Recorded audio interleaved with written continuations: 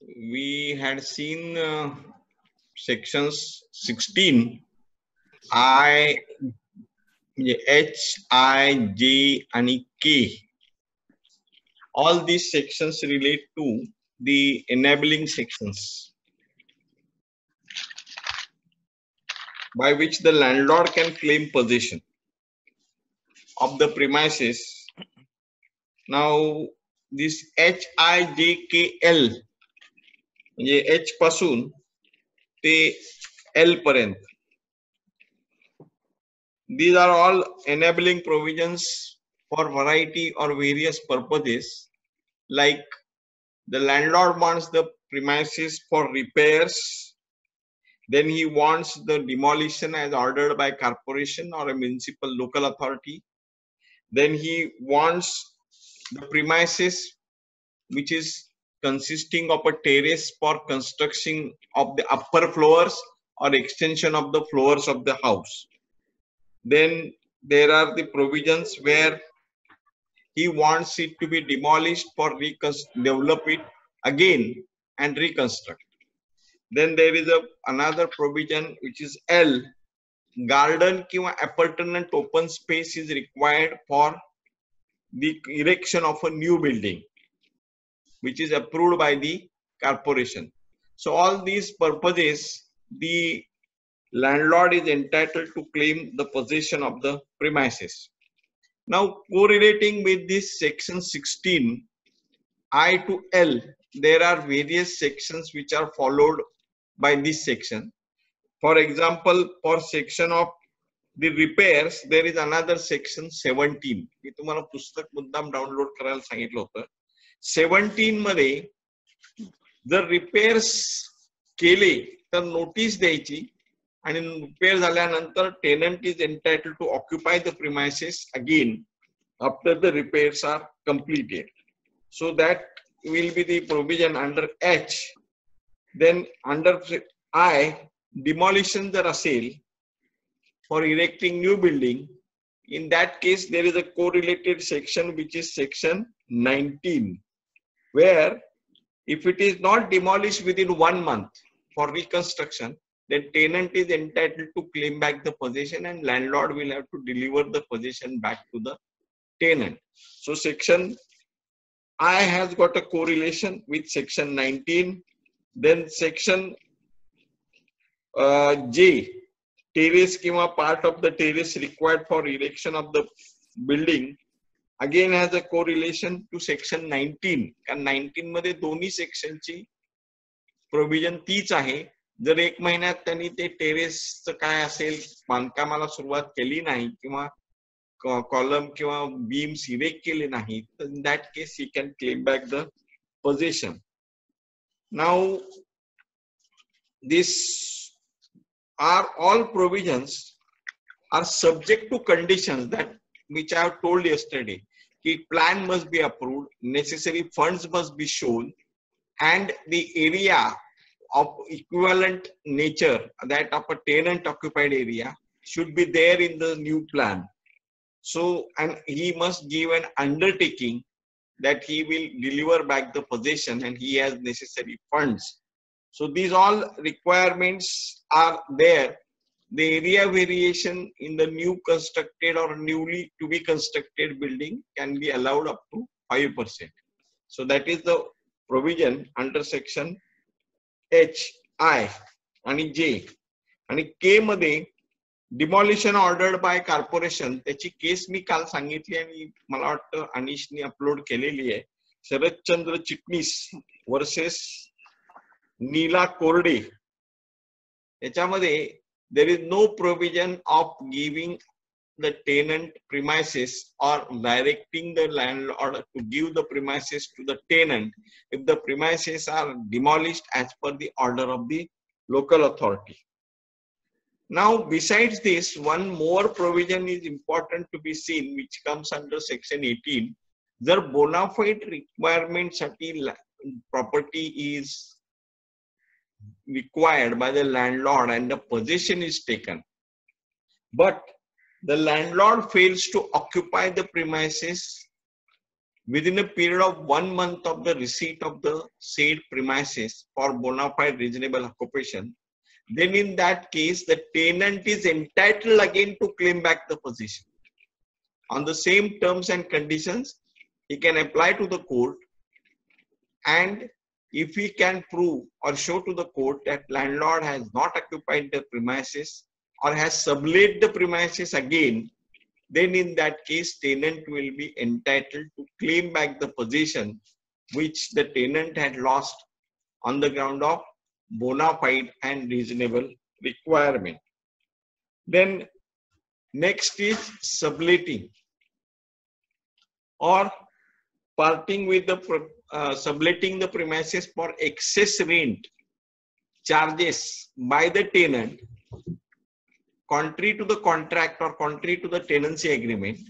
If he sublets or inducts any tenant and charges higher amount, then in that case, or he receives any premium or a consideration while subletting, then tenant is liable to be evicted. Now, subletting, as I have told you, is allowed up to 1/2/1973 who are licensee. They become tenant.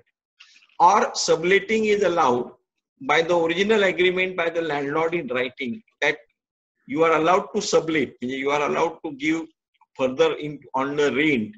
Then in that case, that subtenant will be entitled to have a protection under the Rent Act. And he will become the tenant as soon as the landlord terminates the original tenancy or terminates the tenancy of the landlord, of the tenant who was originally or a first tenant inducted in the premises. So this is the provision of subletting the premises or the subletting which is not allowed under the Bombay Maharashtra Rent Control Act. Similar was the provision under Bombay Rent Act and त्याला correlated provision section 15 खाली होती. Now turning to the last provision about a non-user. Now non-user is that when a landlord fails to use the premises for the purposes for which it was granted. Now, whether the tenant who uses the premises for a business, say Kirana shop, he was given on rent for a Kirana shop, and a tenant changes the business over a period of time and converts into a bookshop,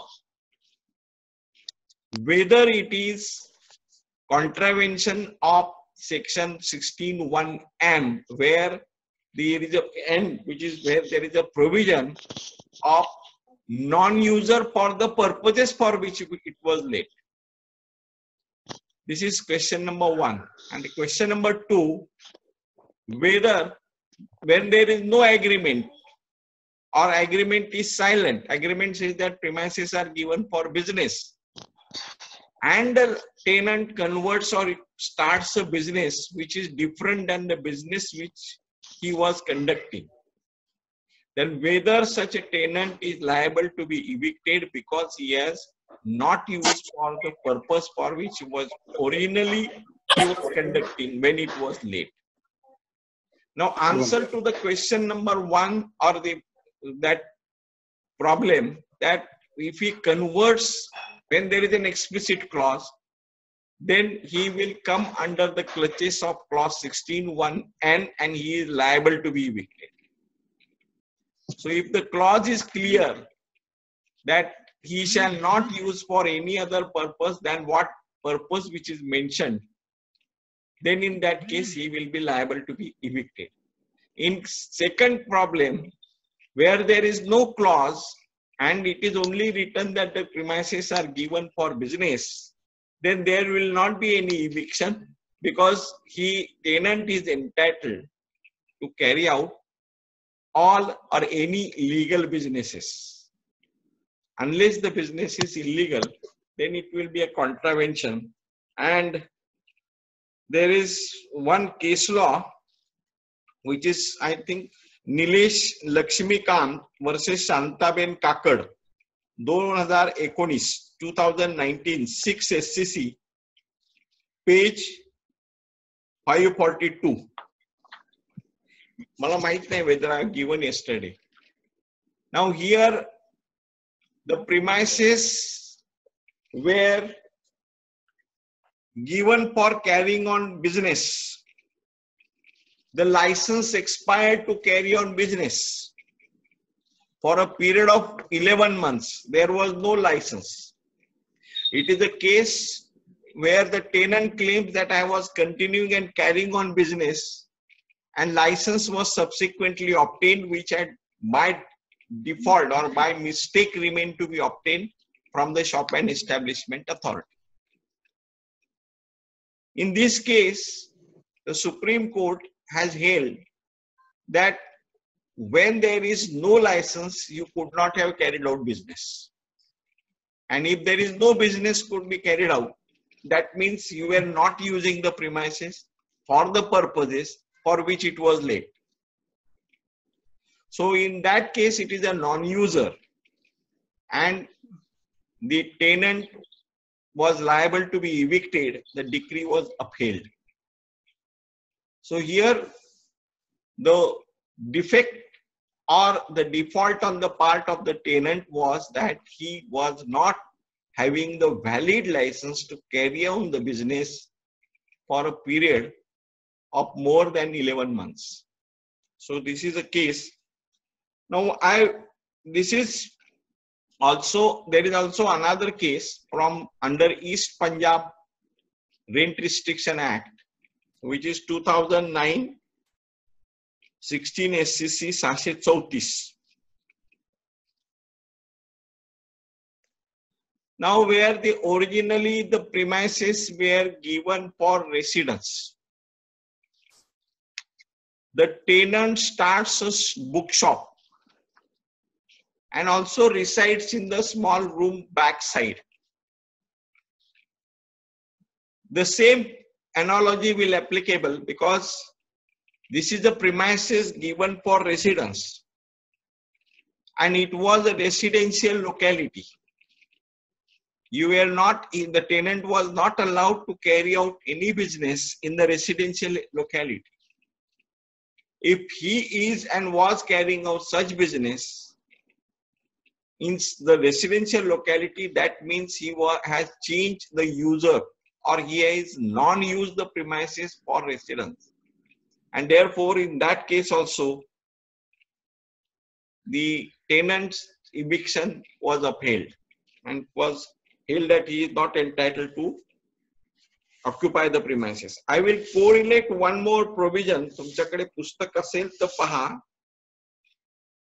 Section 55. I will come to section 55 later on. First of all, tell me, those who are having the knowledge of Bombay Rent Act, have you compared a Bombay Rent Act with the Maharashtra Rent Control Act, where there are 14 grounds for eviction? Now, under Bombay Rent Act, there was one ground which was often taken help of, that the tenant has acquired another suitable alternate accommodation. You see, if you are downloaded in your book under the Maharashtra Rent Control Act, whether this ground exists. And if this ground is existing, unmute karto. You can tell me the answer about the question which I have raised. Under Bombay Rent Act, there was a provision that if a tenant has acquired, म्हणजे tenant Sadashiv Peth मध्ये राहतोय, त्यांनी बानेरला नवीन flat 4 रूमचा घेतलेला आहे आणि landlord तुमच्याकडे आलाय त्या नव्या फ्लॅटचं सगळं रेकॉर्ड घेऊन, whether you can sue the tenant on the ground that he has acquired alternate premises. Anybody?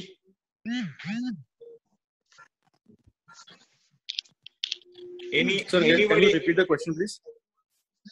The tenant resides in a Sadashiv Pet in 3 rooms. Now the tenant in his own name purchases a flat at a Baner of 3 rooms. Now whether you can claim under the Rent Act the possession of the Sadashivpet premises as you are a landlord, on the ground that tenant has acquired another alternate suitable premises for residence.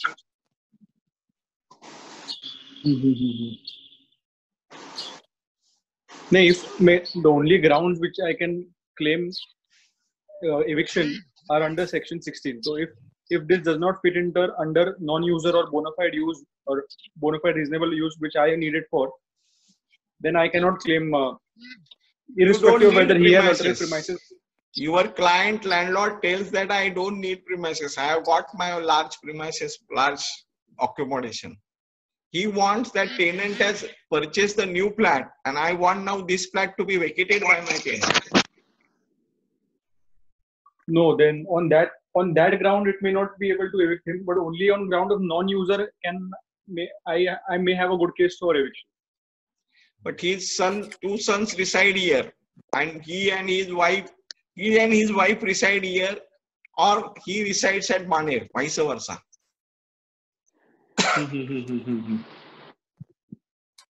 His family members are residing. The answer is, because I will have to cut short, the answer is under 16 of a new enactment, there is no ground like in the previous enactment that you can claim a possession of premises from the tenant because the premises has acquired another alternative suitable residential or whatever may be accommodation. No ground is there. There is no ground under section 16 under new act. So this is important to be kept in mind. Now all these provisions are about eviction, where there are stringent provision if that landlord does not start demolition, or he does not complete the building, he does not intimate the tenant premises are to be occupied, then there are consequential provisions under the enactment that a tenant can approach the court and seek a direction from the court. And there is also a provision for fine non-compliance, which is provided under section 17, 19, 21, 22 onwards. Now we turn to the new chapter. I will not go into detail of those provision of 19, 20, 21, 22 because they are parametry similar. Except for 16(1)(k), where it is demolition by the local authority, there is no provision that tenant can be reinducted or court can direct the tenant to be reinducted. It's unfortunate. Now, I will go to the new chapter, that is a chapter relating to the special provisions for eviction. Maharashtra Rent Control Act as well as previous Bombay Rent Act had a similar provision.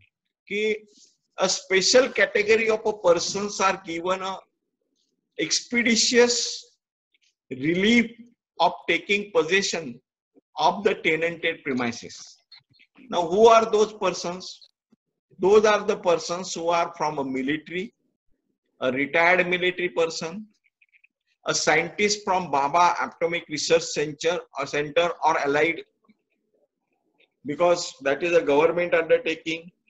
Then there will be a government servant from the Union of India or the state government or a public undertaking. Mind well, this is a new provision.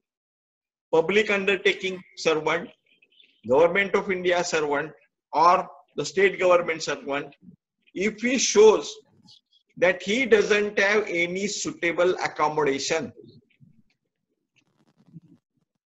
then in that case, he will be entitled to file an application to a special court which is created called as a competent authority. Now here one more jurisdiction is given to the competent authority in respect of a leave and license.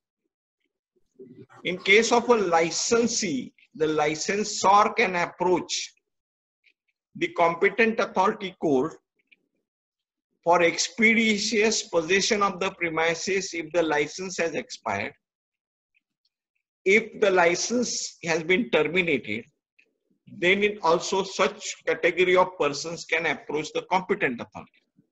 Competent authority is mostly a caliber of a retired judge of a small causes or a senior most judge or a retired district judge also. Most of the time it is a judge who retired judge who becomes the member or a president of this competent authority.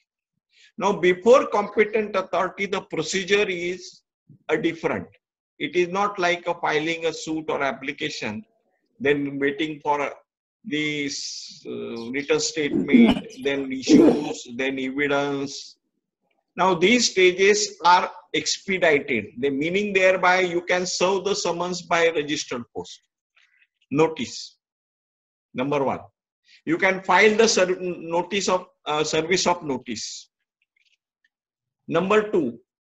Before the competent authority, if the notice is served, the tenant or the licensee of such category of persons appears, then in that case he has to file an application showing that he has got a right to defend. He has got a ground to defend.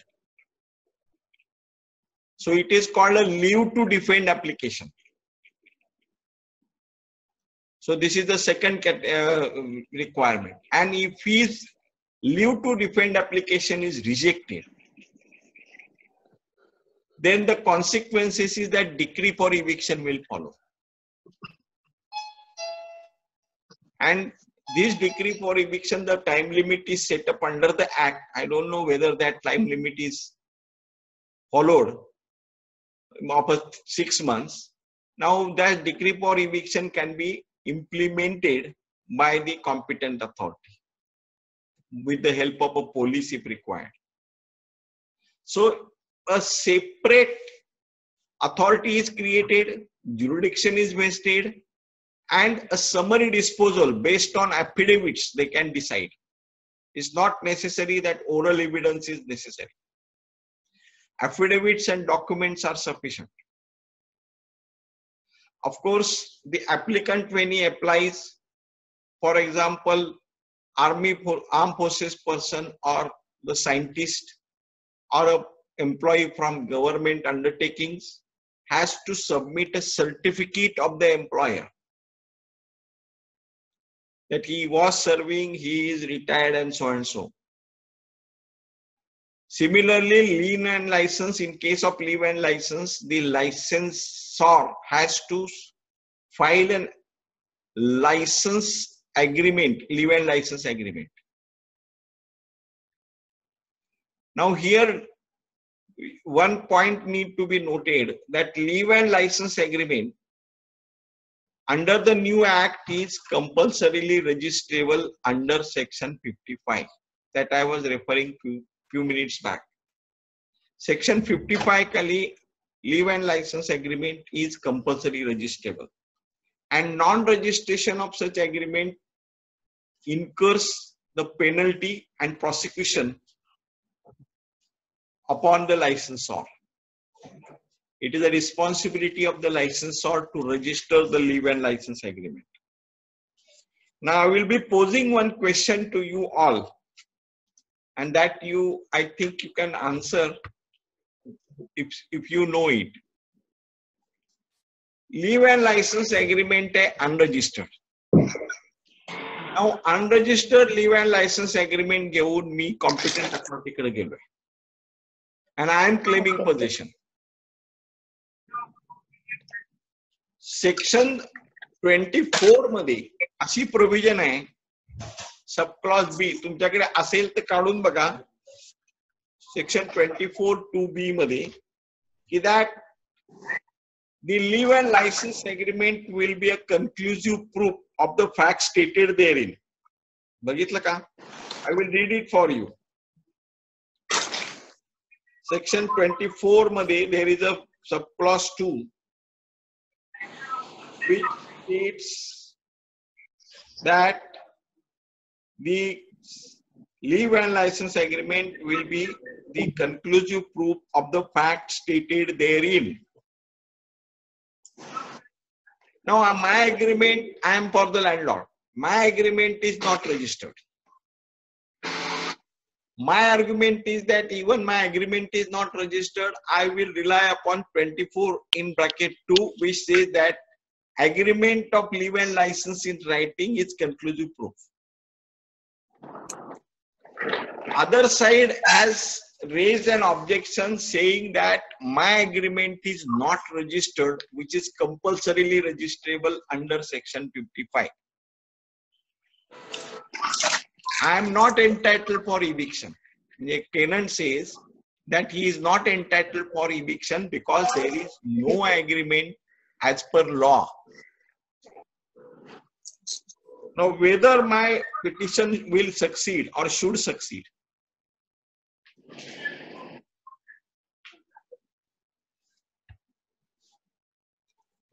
you have understood the problem, everybody?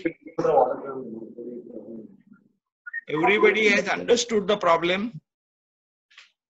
Yes, sir.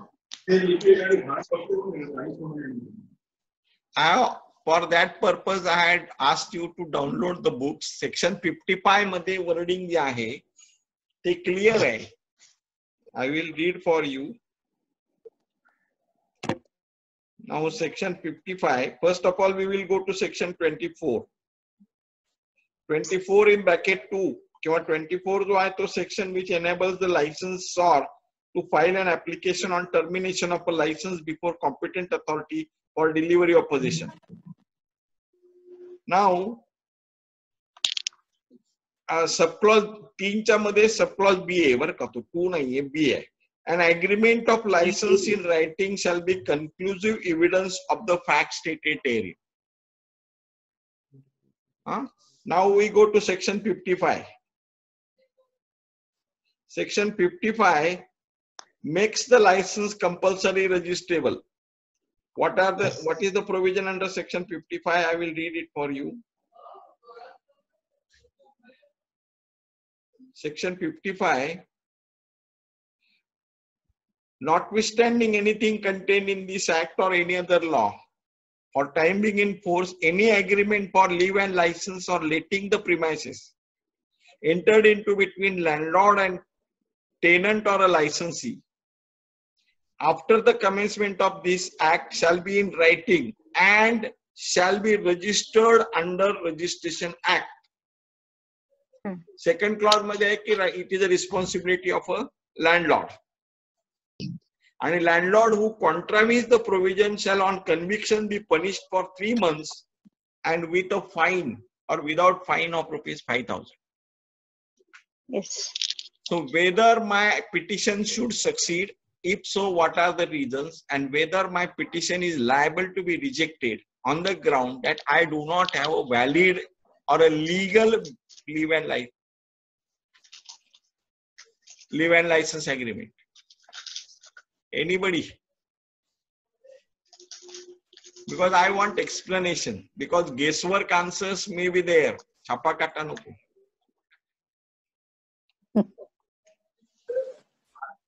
Yes, sir. Yes, go ahead.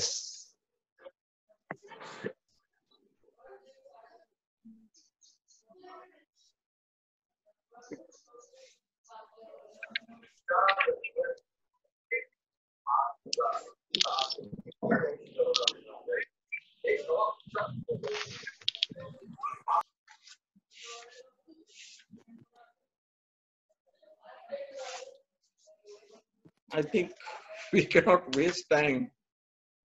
If you don't have, anybody doesn't have, I will have to give the answer and proceed to give the reasoning.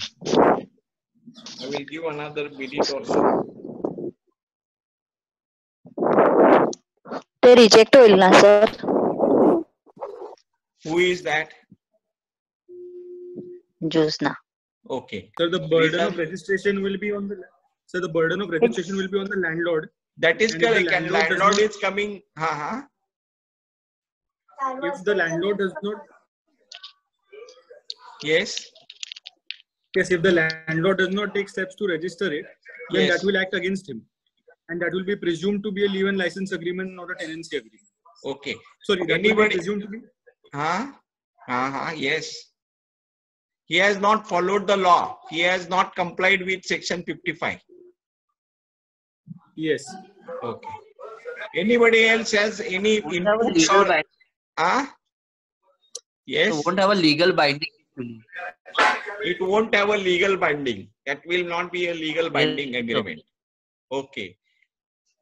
Anyone Right, sir. else has got a different opinion or same opinion to be supported by different reasoning?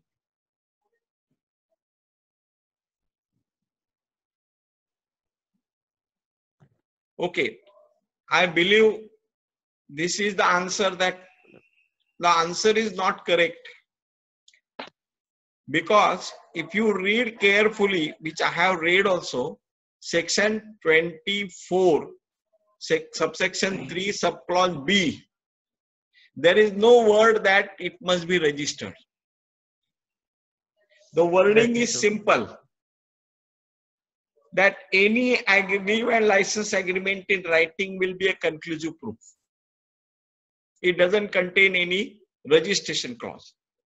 Now, turning to contravention of section 55, there is no provision under section 55 that such agreement is illegal, void, if not registered. Consequences of punishment are different. That is a penal consequences. The maintainability of the agreement may be for collateral purposes or for the facts stated therein is valid. Under Registration Act, leave and license is not a compulsory registered document. Section 17. Under Registration Act, it is not compulsory registrable. So it doesn't contravene the basic law. Consequences about penalty will follow, but it is a conclusive proof for the purposes of rent control in respect of a landlord who has filed a case based on such unregistered agreement. Now, this is a judgment you can rely upon, and I will give you, it is 2005, 4 Bombay, cases reporter, page 125.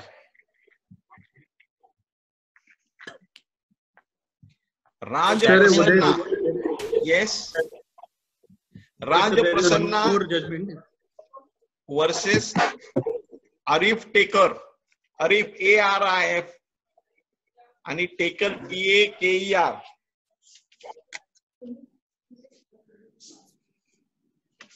Arif Taker.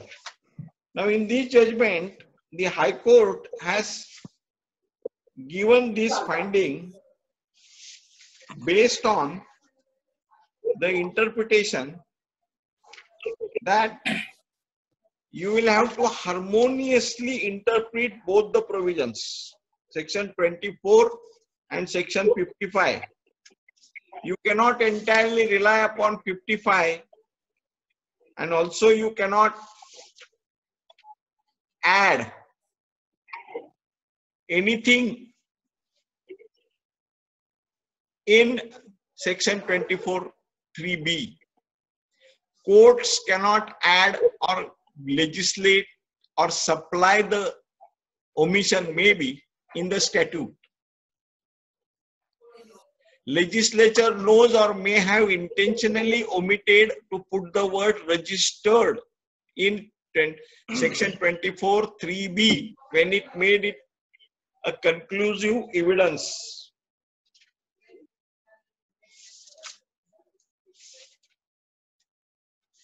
Sir, agreement can be notarized also then. No, notarized is not registration. Notarized is No, only not a notarized, witness. registration. No, I'm saying as per that section 24(3)(b, only notarized agreement can be have a conclusive proof. What does notary does? Whether it has got a legal sanctity? No, so he can notarize, but that does not mean it is a What? registered document. Suppose the agreement is notarized and another agreement is not notarized. You tell me the difference. What is plus in notarized agreement and what is minus in the agreement which is not notarized? Can you tell me? I think what sir is saying is, I think what Jagtap sir is saying is the only requirement for a leave and license agreement is to be in writing. There is no other requirement of notary or anything else. It has to be in writing. No. If it is in writing, it is conclusive proof. Correct. Yes. No, I've seen. No, actually, I've seen. I've just got notarized and they file cases. For that only, just I got in my head. Notarization, Nikhil, understand. Notarization is only a witness to the document. Notary is nothing more than a witness. Okay, because of notarization, the document doesn't get any sanctity. Law doesn't require a document to be notarized. Absolutely. What agreement under the Contract Act requires it to be valid? The both promisor and promisee should sign the document. That is only requirement. So there is no requirement that it must be notarized. No law says, even the Notary Act says that because notarization agreement will become legally valid. No. I agree, sir. So that only I was about to say, because in Bombay, what I've seen in small causes court, people are just carrying a notary copy and they're saying, okay, this agreement is registered. Like a lot of people are just misinterpreting and saying, okay, it's like notary, you can file the case. No, notary is only a witness. You take it in I agree with from me. So there is nothing more than which is achieved. Like that, you publish a notice before a property is purchased. Does it insulate you from about the title? No. It only shows your bona fides. Like that, notarization only shows that there is one more witness to your document. Okay, now I will turn to the other sections. Okay. Sir, meeting is ending in 1 minute. 2 minutes, 15 seconds. So now there is another provision that landlord cannot cut off the essential supplies or services, landlord himself or anybody claiming through him, like non-payment of the electricity bill if it is meter is common, or allowing the corporation to cut your water connection if the water connection is common. So these all acts are punishable offense with a fine and 3 months imprisonment. You can file a criminal complaint. There is another provision which is of a conversion of a premises from residential to the non-residential. Landlord cannot use or allow it to convert the premises which are used for residents to non-residents. मी तुम्हाला कक्कडची case दिली होती काही वेळापूर्वी. You can have a relook to this provision by reading section 30, that he will not use it or permit to use the premises for commercial purpose. Now again here the contravention is punishable offense. But I will not go for contravention on this ground. I will say that it is a non-user. I will claim possession. I will not go to the criminal court, file a criminal complaint, but I will seek a possession for non-user for the purposes for which is let out. So this can become the ground for seeking possession. Now under this new act, a very salutary provision is there that you can accept the premium. Tenant can take the money from the landlord, or landlord can also take the money from tenant for giving extension or transferring the tenancy rights. So this is a provision which is a new. In the old act it was contravention, but in the new act there is a premium which is allowed to be accepted. Consideration, premium. पुण्यामध्ये किंवा मुंबईमध्ये ही